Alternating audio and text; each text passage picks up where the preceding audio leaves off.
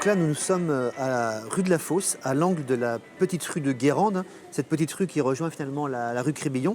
Et derrière moi, là, c'est la place Royale. Alors, ce qui est intéressant sur cette carte du début du XXe siècle, c'est qu'on reconnaît parfaitement, 100 ans plus tard, le bâtiment qui est ici, cette maison à colombage, hein, qui est méconnue en fait. C'est une des rares maisons à colombage de Nantes. On en trouve rue de la Marne ou rue de la Juiverie encore. Et on s'aperçoit ici qu'il y avait un vieux café qui faisait l'angle. Le café n'existe plus.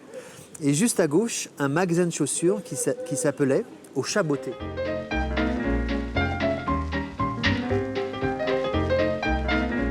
Alors, Au Chaboté, il a été créé en 1917 par un couple qui s'appelait Élise et Jean-Marie Briand.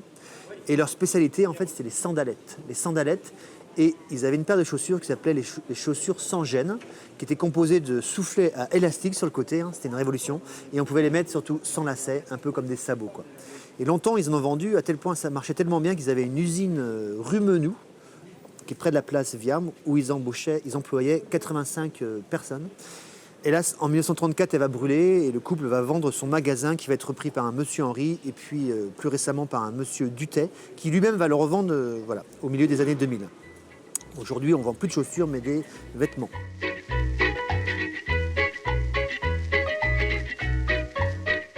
Et juste au-dessus, c'est un petit détail, il y avait une petite sculpture qui est toujours là d'ailleurs, que l'on appelle la Reine des Abeilles. Et la Reine des Abeilles, c'est une sculpture de la Reine des Abeilles, une abeille, tout simplement parce que les propriétaires de cet immeuble étaient apiculteurs, voilà, ils faisaient du miel. Leur fils s'appelait Jules Delaunay, ça c'est notre histoire, il était peintre. On remarque aussi la petite niche là au-dessus du café. Je pense qu'il y avait une Sainte Vierge, comme on le voit sur la carte postale.